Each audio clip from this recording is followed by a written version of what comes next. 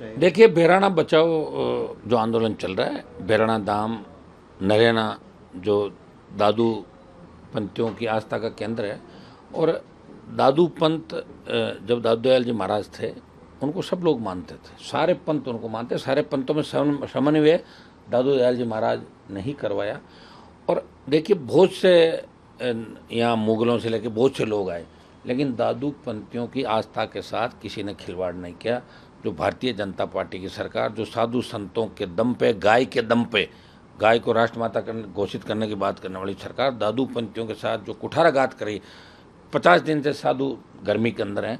और मैं कांग्रेस पार्टी पर भी आरोप लगाना चाहूँगा कि कांग्रेस पार्टी फॉर्मेलिटी करके और कह रही ये साधु हमें तो वोट नहीं देते, हमें इनसे क्या करना। क्या वोट का मामला थोड़ा ही है, वो गोचर पर्यावरण बेराना के अंदर जिस तरह पर्यटन स्थल घोषित हो सकता, बहुत बड़ा बेराना, मैं खुद गया, जिस तरह की प्रकृति ने जो सौंदर्य वहाँ पे दिया है, तो ये सरकार को समय रहते सोचना है। साधु संतों ने आह्वान किया है, मैं एक दिन जाके भी आया था कि 27 को हम रैली करेंगे, साधु संत भी आ रहे हैं और लाखों जो भक्त और राष्ट्रीय लोकतांत्रिक पार्टी कार्यकर्ता साधु संतों के सम्मान के अंदर गाय को बचाने के लिए, गोचर को बचाने के लिए, नदी नाले रामगढ़ तमाम आने वाले समय के अंदर जो विकट परिस्थितियाँ होगी।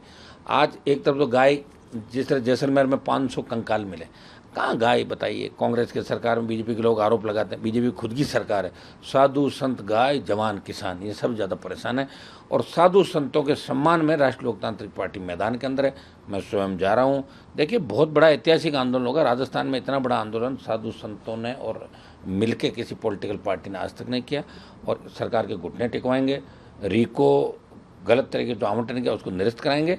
और वहाँ दादू दयाल जी महाराज के नाम से जो पर्यटन स्थल और उसका नामकरण वो चाहते हैं, वो सारी मांगे सरकार को माननी पड़ेगी, सरकार के घुटने टिकवा देंगे। अभी मैं यहाँ से रवाना हो रहा हूँ, आधे घंटे बाद रास्ते में हज़ारों समर्थक हैं, उनको मैंने आह्वान किया कि आप लोग रुके नहीं, धीरे धीरे साथ चलते रहें। हाईवे का भी ध्यान रखना, हाईवे पे बहुत स्पीड से वाहन चलते हैं, तो हमें हमारी सुरक्षा खुद करनी। मैं धन्यवाद दूंगा राजस्थान के जवानों का और साधु संतों का, जो देखिए जगह जगह से इस देश और प्रदेश से आए अपने अपने साधनों से, इस तपती धूप के अंदर जब भजन लाल जी और उनके सारे मंत्री आईएएस एयर कंडीशन में आराम कर रहे हैं, वो साधु इस व्यवस्था को बचाने के लिए, प्रकृति को बचाने के लिए, और आरएलपी का जवान प्रकृति व्यवस्था और पर्यावरण को बचाने के लिए इस तपती धूप के अंदर भी, आप देख रहे हो 45-42 डिग्री तापमान होगा, फिर भी वो राजस्थान को बचाने के लिए तैयार खड़ा है। कांग्रेस भाजपा जिससे राजस्थान को मिलकर लूटा है, अब हम लूटने नहीं देंगे राजस्थान को। राजस्थान का जवान इस बार सत्ता पर कब्जा करेगा।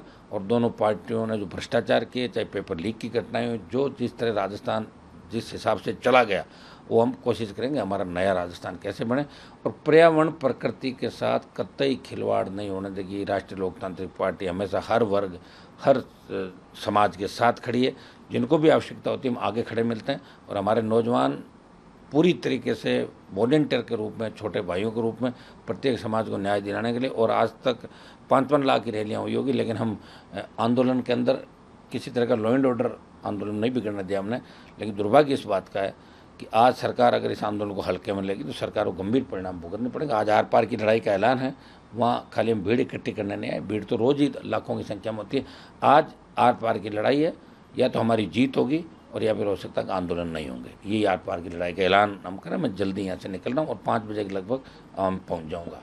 बीजेपी के कई विधायक वार्ता करने पहुंचे थे, डिप्टी सीएम भी गए थे, कल भी रात को वार्ता हुई है। पता नहीं उन वार्ताओं से फ़ायदा क्या है। एक मुद्दा है, घोषणा कर दें कि कैंसिल किया जाता है, और उसके बाद अगर हम कोई इंडस्ट्री के खिलाफ नहीं है, रीको के हम खिलाफ नहीं, लेकिन जहाँ बेराना दाम नरैना ये एक धर्म और ये जिस तरह दादू पंथ है, इनका कहीं ना कहीं धार्मिक आस्था पे चोट है, तो सरकार को बैक फुट पा जाना चाहिए। भाई ये तो सारे इलाके सरकार खुद जीत के बैठी, डिप्टी सीएम बीजेपी का, अगल बगल सारे भारतीय जनता पार्टी के विधायक, सरकार को सोचना चाहिए।